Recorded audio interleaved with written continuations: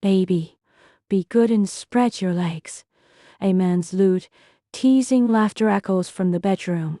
After the soft and clingy crybaby broke up, the big shot became completely obsessed. Emmy, be good. Spread your legs. A man's lewd, teasing chuckle drifted from the bedroom, and a soft, delicate female voice followed. You naughty guy, aren't you afraid your girlfriend Ella'll walk in and catch you? Honey, don't be afraid. That idiot's been assigned to night duty tonight, and she won't be back until tomorrow morning. We can keep going all the way until dawn tomorrow, no problem at all. She gets off work at 8 and it'll be 8:30 by the time she gets home. You deadbeat, you're going to keep it until dawn. Do you really have what it takes? Damn it. Dawn, you know best how strong I am. If you're not convinced, let me give you 3 rounds, just to make you really feel good. A woman's sweet laughter drifted over. I have to admit, Zhu Jiu really doesn't have the nerve to act so brazenly. No wonder her boyfriend of 4 years cheated on her. At this moment, Zhu Jiu, frozen in the entryway with legs trembling and unable to move, was shaking all over and her face was deathly pale. She didn't even have the strength to shout out and curse the couple inside who were making a ruckus. She was forced to stand here against her will, listening to the jazz music streaming from the speakers and the vulgar language exchange between the man and the woman doll. It was also because the music they just played was a bit too loud that they hadn't noticed Zujiuo had already unlocked the electronic lock. For a moment, sounds from inside music, heavy breathing, and the sound of slapping came one after another, never ceasing. Although Zujiuo had never experienced anything like this before, she still knew exactly what was going on inside. Just thinking about her boyfriend, who just a few days ago had been planning with her, when they'd get married and when they'd have children, made her heart ache so badly that she could hardly breathe. Her mind felt as if it had hit the pause button, leaving her momentarily at a loss for how to react. A little more than 10 minutes later, Zujiuo, though slightly recovered, still had a deathly pale complexion. Gently taking off her shoes, she shakily pulled out her phone and slowly stood up, leaning against the shoe bench in the entryway. Staggering barefoot, she made her way toward the bedroom. With trembling hands, she activated the phone's video function, adjusted the angle carefully, and began recording the dramatic scene unfolding inside the master bedroom. The Guo, you really are something 10D done. Since you're acting like a first minus grader, don't blame me for acting like the 15th day of the lunar month there. Going to make you hand over everything I've given you all these years, nice and obediently. Meanwhile, the two people locked in a fierce battle were blending together seamlessly amid rhythmic music seemingly floating endlessly above the clouds, unable to come down. In the corner of the living room, Zujiuo, trembling as she held her phone to record the scene, felt her stomach churning violently, overcome with nausea. At that moment, she was immensely grateful for having listened to her grandmother's advice and not having so easily given herself completely to this repulsive man. A little over 10 minutes later, after a low growl, the noises from inside finally subsided. By that time, Zujiuo had quietly slipped out to the doorway and dialed the emergency number. Hello, this is apartment 503, unit 3, Tiansheng Huating. Someone is engaging in prostitution. Within minutes, 4 or 5 police officers arrived. To be honest, the response time was pretty quick. The people inside probably hadn't even had time to get dressed yet. As expected, Zujiuo, who had been in contact with the police, immediately signaled that the person was inside the house. The police didn't waste any time seeing that the door was ajar. They simply pushed it open and walked in. The officer at the back was even holding a body-worn camera. So Jiuo didn't want to dirty her eyes any further, so she didn't go in. Instead, she just stood with her head lowered, leaning against the wall without saying a word. Tut, move. Hurry up and get dressed. Put your hands behind your head. and crouched down came the police officer's authoritative voice from inside. Immediately following that was a woman's scream and demands angry reprimand. Inside the house, Chen Jiadong was crouching on the ground wearing boxer shorts and clutching his head with both hands.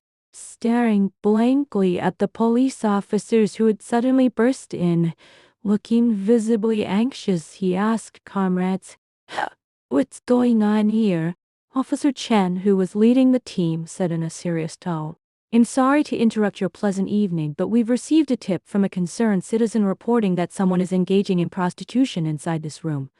Xiao Wang, holding a body-worn camera, glanced at their elaborate display and felt like laughing. At such a serious moment, they were still speaking in such a... Chen Jiadong hadn't expected the other person to say that. After a brief moment of thought, his mind cleared up. With a broad smile on his face, he turned to Officer Chen and said, "Oh dear, comrade, this misunderstanding has really gotten out of hand. I was just my partner and I were resting at home. How could it possibly turn into prostitution?" As he spoke, he stood up. Ichidi almost been about to say that Wang Jowie was his wife, but then he worried the police might ask for their marriage certificate.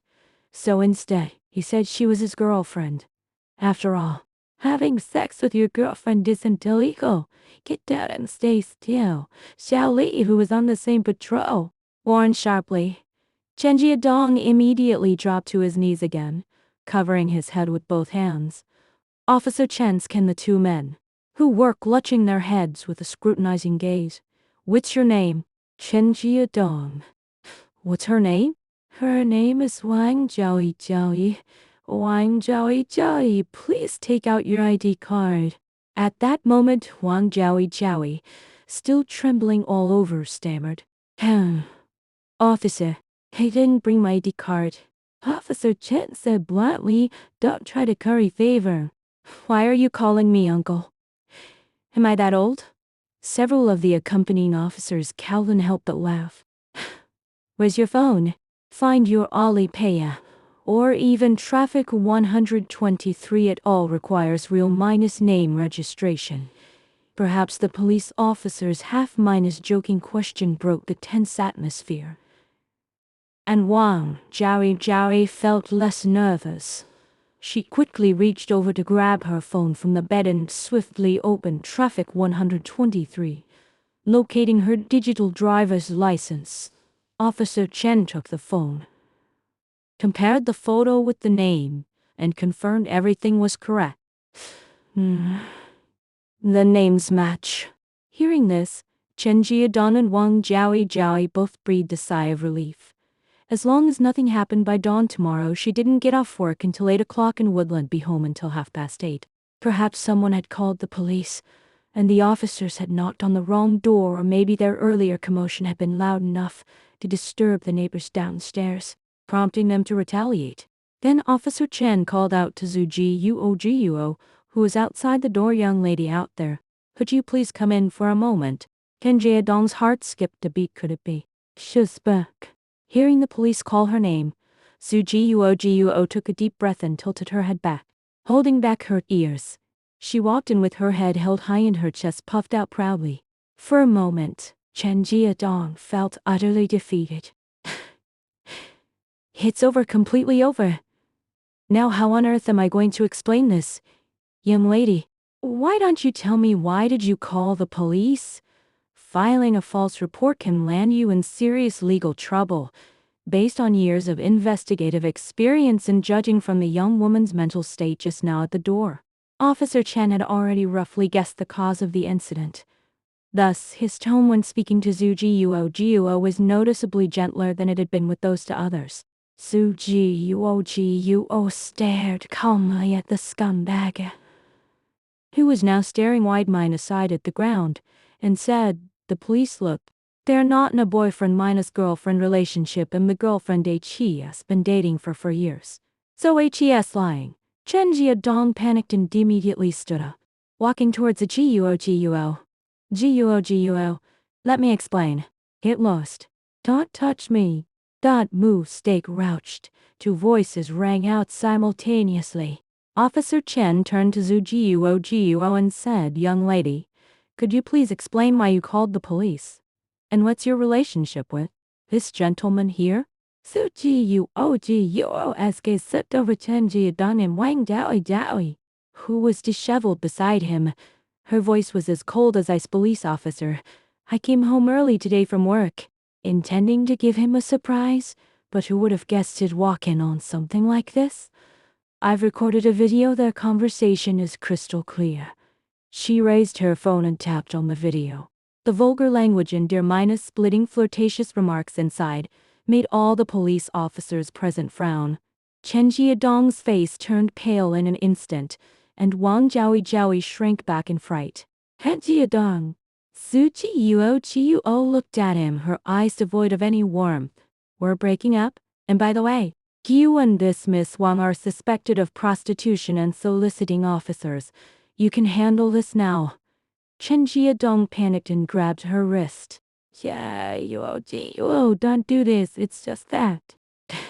Just play around. I love you, not anyone else. Let go." Zhu Jiuo forcefully shook off his hand and took a disgusted step backward. "Saying you're filthy." Seeing this, Officer Chen stepped forward and separated the two. "Sir, please cooperate with the investigation. And miss, would you also come back to the police station with us to give a statement?" Watching Chen Jiadong and Wang Jiaoi being led away by the police in such a disheveled state, Zhu Jiuo not the slightest bit of sympathy. She turned off her phone's video recording, deleted all contact information with Chen Jiadong, and then turned around and walked out of the house she'd lived in for years. The moment the door closed, she leaned against the cold wall, and tears finally spilled down her cheeks. After 4 years of love, it had all been for nothing, just like feeding it to a dog. Just as she stood bewildered on the street, unsure of where to go, a black Bentley slowly pulled up in front of her. The car window rolled down, revealing a face with sharp contours and an air of subtle intensity. "It's Liu Xiuan. The man who showed her extra kindness back in college is also someone she has always deliberately avoided." "Get in the car." His voice was deep and unyielding. Zhu Jiuo bit her lip and shook her head. "Mr. Liu, no need to. I can handle it myself."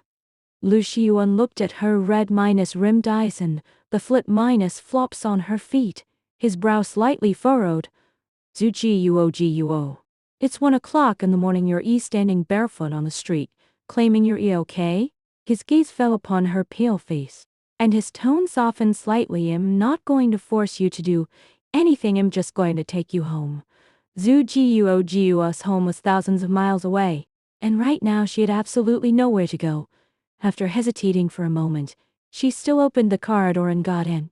The compartment was filled with a faint scent of cedar, completely different from the cheap perfume that clung to Chen Jiadong's body.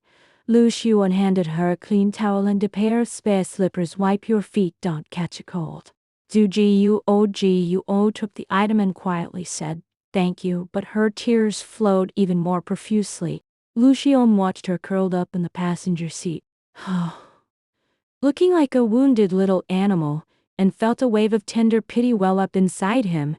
Ichidi waited so long for her. Finally, the day had come when she'd turn back to him. "Cry if you want to, I'm not watching," he said, then rolled down the car window. A blast of cold air rushed in, carrying away her sobs. Zhu Jiuo leaned on her knees. Ken Hurst-Eiffel sobs finally broke free. For years of love, the collapse of trust, and the agony of betrayal all erupted in this moment. She didn't know how long she'd been crying, but she gradually drifted off into a drowsy sleep. When she woke up, she found herself lying on a soft, large bed covered with a quilt that smelled of cedar. Liu Xian sat on the edge of the bed, looking at her with a tenderness in his eyes that she had never seen before. "Are you awake?" He reached out and touched her forehead. "As long as you don't have a fever." "That's good." Only then did Zhu Jiuo realize she was in a strange room. She sat up cautiously and said, "Mr. Liu, this is my home." Liu Xiuan interrupted her. "I didn't want to wake you up last night because you were sleeping so soundly. I've already tittied up the guest room for you. Go ahead and stay there for now, and leave whenever you feel like it. Tsujiuo looked at him, her heart filled with a mix of emotions. She knew Xiuan's feelings for her, but right now, she simply didn't have the energy to think about any of that. Mr. Liu, thank you. She lowered her head. You'll find a place to move out as soon as possible. Lu Xiuan looked at her, his tone serious. Zujiuo, there's no need to rush. You'll always have a place here. His gaze was too intense, and Zujiuo didn't dare to look him straight in the eye. She could only hastily lower her head. What she didn't know was that from the moment she walked into the street, her eyes red with fury after catching them in the act of adultery, Lu Xiuan would never let her escape from his side again.